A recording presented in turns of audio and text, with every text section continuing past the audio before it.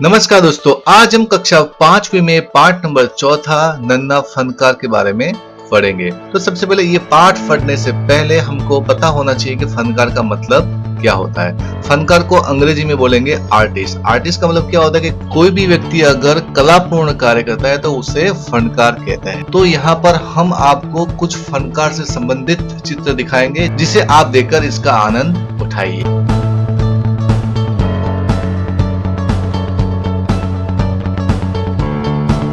अब बच्चों, देर न करते हुए हम इस पाठ को शुरू करते हैं। पाठ है हमारा नन्ना फनकार। वह लड़का एक चौकोर लाल पत्थर के पास बैठ गया। चौकोर चौकोर का मतलब होता है स्क्वायर, चौरस। लाल पत्थर के पास वो बैठ गया।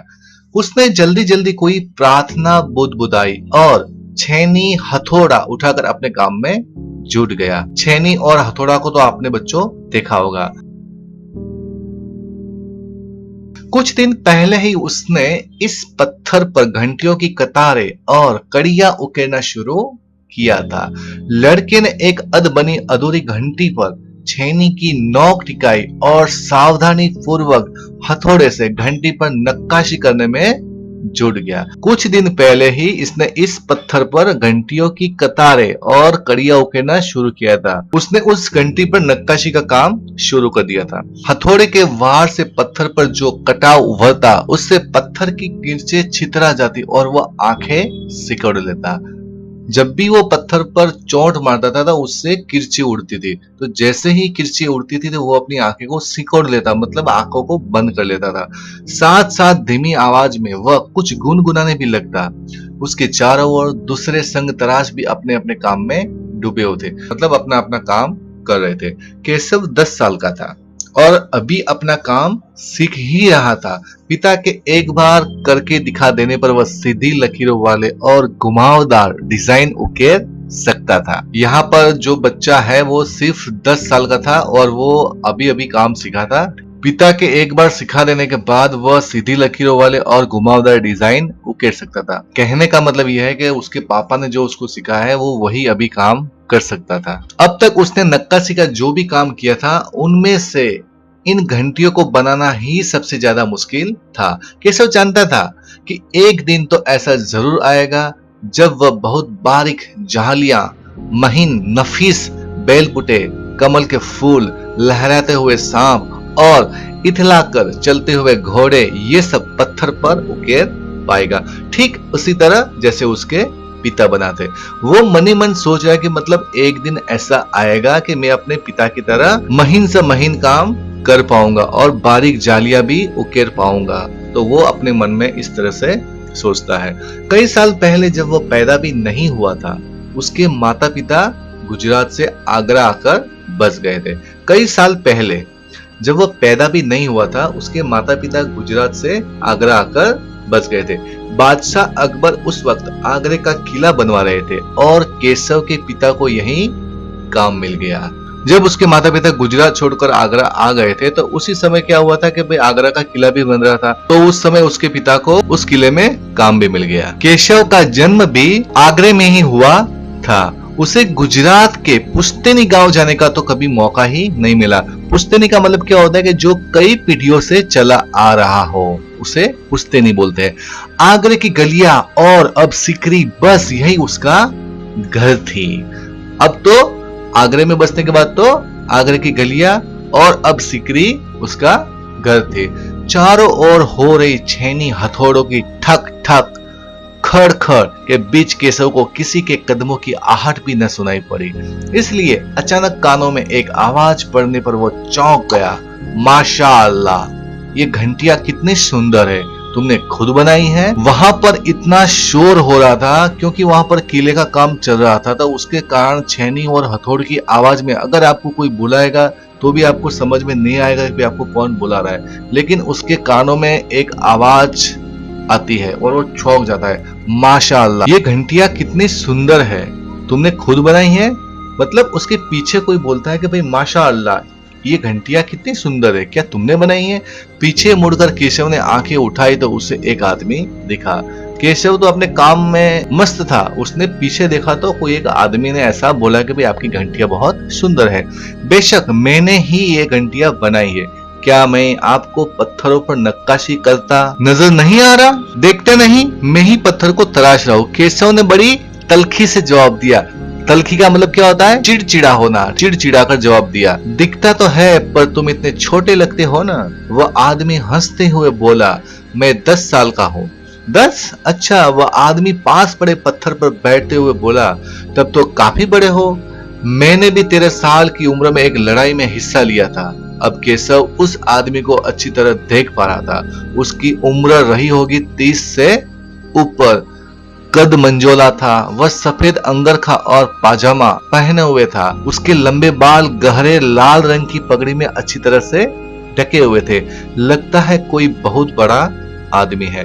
केशव ने उस आदमी के गले में पड़ी बड़े बड़े मोतियों की माला और उंगलियों की अंगूठियों को देखते हुए सोचा, तीखी नाक, बड़ी बड़ी आंखें, होठों को ढकते हुए नीचे की तरफ आती घनी मूछें। केशव उस आदमी के व्यक्तित्व का मुआयना कर ही रहा था कि तभी उस आदमी ने एक नक्काशी की तरफ इशारा करते हुए कहा, इस लड़ी में अभी काफी काम बाकी है। इससे पहले कि केशव कोई जवाब देता, उसने किसी के तेजी से दौड़कर आने की आवाज सुनी। यह और कोई नहीं, महल का पहरेदार था। हुजूर माफ करें, मुझे आपके आने का पता ही नहीं चला।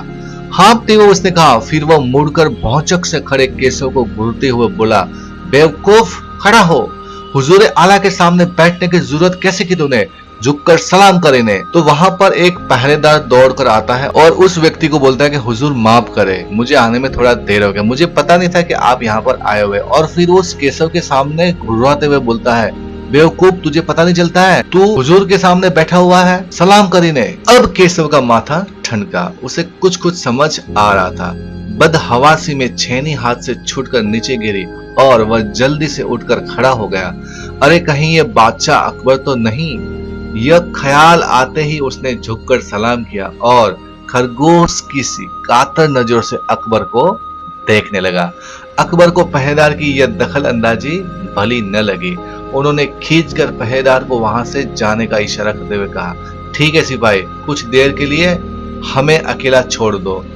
पहरेदार तो चला गया, मगर केशव असमंजस में था कि उसे क्या करना चाहिए। यहाँ पर क्या होता है कि पहरेदार अचानक से आता है।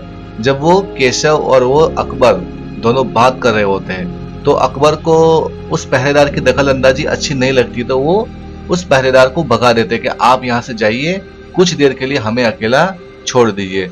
तो उस समय केशव था वो असमंजस में, मतलब उसको कुछ सूझ नहीं रहा था कि भाई क्या बोले और उसे क्या करना चाहिए, वो भी उसको समझ में नहीं आ रहा था। वापिस अपना नक्काशी का काम शुरू करे या बादशाह के हुक्म के इंतजार में खड़ा रहे, दिल तो उसका अभी भी धक धक कर रहा था। हाँ, पर अब वह डरा हुआ नहीं था, क्योंकि अकबर प्यार से उसे देखते हुए मुस्कुरा रहे थे। वह केशव को कुछ भी सूझ नहीं रहा था कि वो अपना काम शुरू करे कि बंद करे, क्योंकि उनके सामने अकबर राजा खड़े थे। लेकिन अब केशव को डर नहीं लग रहा था, क्योंकि जो अकबर था वो उनके सामने हंस रहे थे, तो वो अभी बिल्कुल भी डर नहीं रहा था। तुम्हारा नाम क्या है?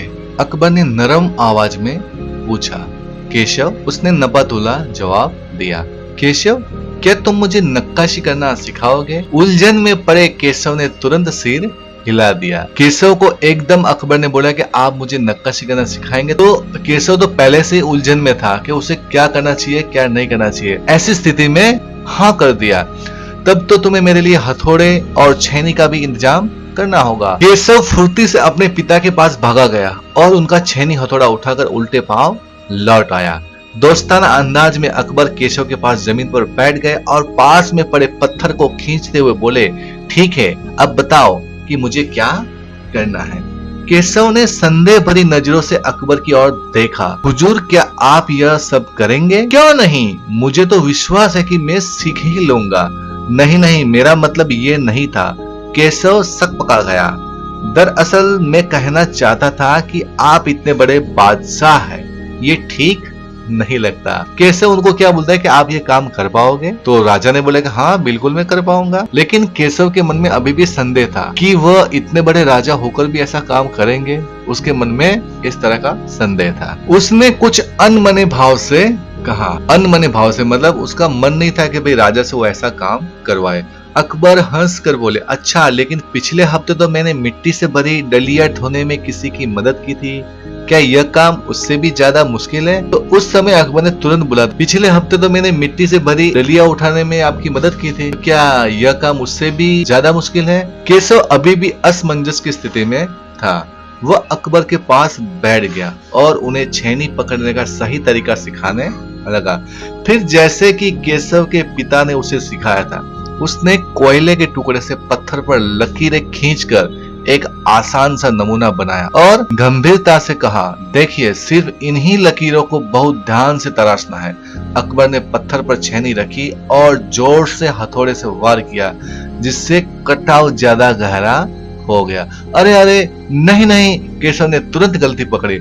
हथौड़े को आहिस्ता से मारना है, ऐसे उसने करके दिखाया। और हाँ, अपनी आंखें थोड़ी मीच कर रखे, वरना किरचे उड़कर आंखों में चली जाएगी।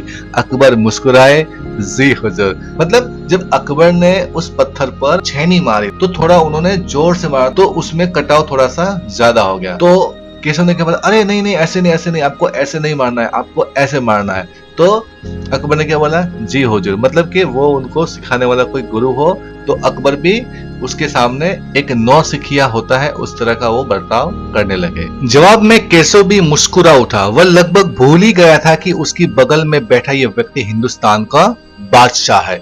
एक अनाड़ी से वयस्क पर अपने काम की धाक जमाने में उसे मजा आ रहा था। मतलब यहाँ पर एक वयस्क, मतलब कि बड़े राजा के ऊपर अपनी धाक जमा रहा था, तो उसमें उसको मजा आ रहा था। वह बड़े ध्यान से देख रहा था कि अकबर किस तरह लकीरों को उकेर रहे हैं। बादशाह से जरा सी भी चूक हो जाने पर फौरन उसकी त्योरिया चढ़ जाती। त्योरिया मतलब भ्रमर, उसकी जो आईब्रोज होती है वो एकदम ऊपर चढ़ जाती। काम करते करते अकबर पूछ बैठते, केशव सही नहीं है क्या? और केशव सिर हिलाकर अपनी असहमति जता देता। जब अकबर वो काम कर रहे थे तब वो बार बार पूछते थे कि भाई केशव, मैं जो कर रहा हूँ वो सही तो है ना? तो केशव हर बार सिर हिलाकर असहमति, मतलब नहीं, अभी एकदम सही से नहीं हो रहा है। अकबर इत्मीनान से बैठ गए और केशव को काम करता हुआ देखने लगे। अपने काम में खोए हुए उन दोनों को इस बात का एहसास नहीं हुआ कि आसपास मौजूद दूसरे संगतराश उन्हें बड़े कौतूहल से देख रहे हैं। कौतूहल का मतलब होता है अचरज भाव से वो लोग देख रहे। अकबर ने गौर किया कि केशव पत्थर पर बने नमूनों को ही नहीं तराश रहा, बल्कि अपनी तरफ से भी उनमें कुछ जोड़ रहा था, जिससे वे डिजाइन ज्यादा खूबसूरत लग रहे थे। अकबर ने देखा था कि जो केशव वो काम कर रहा था, वो पत्थर पर बने नमूनों को सिर्फ नहीं तराश रहा था, लेकिन वो अपनी ओर से भी उसमें कुछ जोड़ रहा था, जिससे वो डिजाइन बहुत ही खूबसूरत बन रहा था। लड़के के काम करने के अंदाज को देखकर अकबर ने धीमे से कहा, केशव, देखना, एक दिन तुम बड़े फनकार बनोगे। हो सकता है कि एक दिन तुम मेरे कारखाने में काम करो। लड़के का काम करने का अंदाज देखकर अकबर ने क्या बोला कि एक दिन तुम महान फनकार बनोगे और एक दिन तुम मेरे कारखाने में भी काम करोगे। कारखाना? कैसा कारखाना? बस एक बार ये महल तैयार हो जाए और लोग आगरा से आकर यहाँ रहने लगे, तब मैं कारखाने बनाऊंगा। इन कारखानों में मेरी सल्तनत के सबसे बढ़िया फनकार और शिल्पकार काम करेंगे।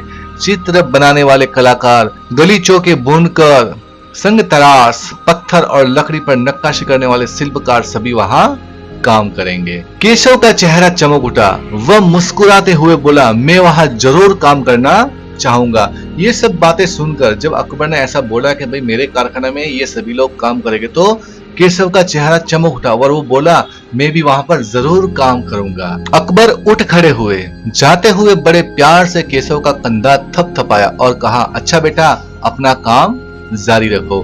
फिर उसके बाद अकबर वहां से खड़े हो गए और उस केशव का कंधा थपथपाया और बोला कि अपना काम जारी रखो। हुजूर, क्या आप दोबारा आएंगे? केशव ने बड़ी उत्सुकता से पूछा। केशव ने पूछा कि हुजूर, क्या आप फिर से आएंगे?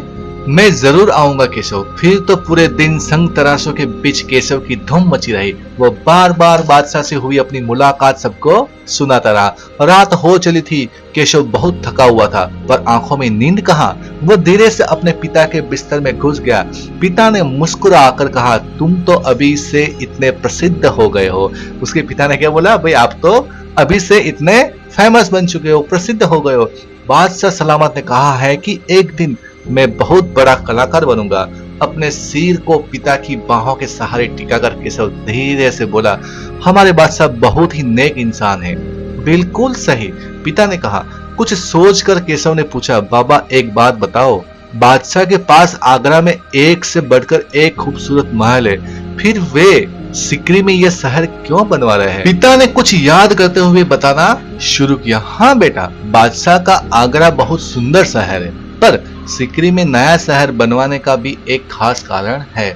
मैंने सुना है कि जब बादशाह अकबर की कोई संतान नहीं थी, इस वजह से वे हर वक्त परेशान रहते थे। वे बहुत से साधु संतों और फकीरों के पास गए। भटकते भटकते बादशाह ख्वाजा सलीम चिश्ती के पास सिकरी आए। उन्होंने ही बादशाह को बताया कि उन्हें एक नहीं 3 संतानें होगी, शाहजादा सलीम, मुराद और दानियल। केशव ने झकते हुए कहा, बिल्कुल सही। तब बादशाह ने ख्वाजा सलीम चिश्ती के सम्मान में सिकरी में नगर बसाने का फैसला किया था। केशव ने कहा, अच्छा अब समझा, इसीलिए बादशाह अकबर ने अपने बेटों का नाम सलीम रखा है। हाँ, और इसी कारण हम यहाँ एक नए शहर के लिए पत्थरों को तराश रहे हैं। केशव उनिंदी आवाज में बोला। पिताजी ने देखा कि उनका लाडला बेटा सो गया है। तो आपको भी इस तरह से मन लगाकर काम करना चाहिए और आप भी एक दिन सफलता के सितारों को चूम लेंगे। केशव की घंटियां एक, माशाअल्लाह, ये घंटियां कितनी सुंदर हैं, तुमने खुद बनाई हैं? बादशाह अकबर ने यह बात किस लिए कही होगी? तो इसमें आपको क से लेकर च तक के ऑप्शन दिए गए हैं। इसका जवाब क्या होगा? अकबर ने ऐसा क्यों कहा होगा? तो पहला है केशव के काम की तारीफ में। ख, ये जानने के लिए घंटियां कितनी सुंदर हैं।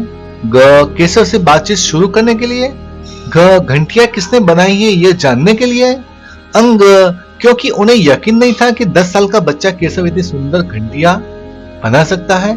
च, कोई और कारण जो तुम्हें ठीक लगता हो। इसका जवाब है अंग, क्योंकि इन्हें यकीन नहीं था कि 10 साल का बच्चा केशव इतनी सुंदर घंटियां बना सकता है। प्रश्न दूसरा, केशव पत्थर पर घंटियां तथा कड़ियां तराश रहा था। उसके द्वारा तराशी जा रही घंटियों और कड़ियों का चित्र अपनी कॉपी में बनाओ। तुम्हें क्या कोई खास इमारत याद आ रही है जिसमें नक्काशी की गई हो? संभव हो तो उसकी तस्वीर आपको अपनी कॉपी में चिपकानी है। तो इसका उत्तर आप देखिए। तो बच्चों, आप अपनी कॉपी में इस तरह के चित्र को चिपका सकते हैं। तो बच्चों, आपको मैं और भी चित्र दिखाना चाहूंगा कि जिसमें नक्काशी हो।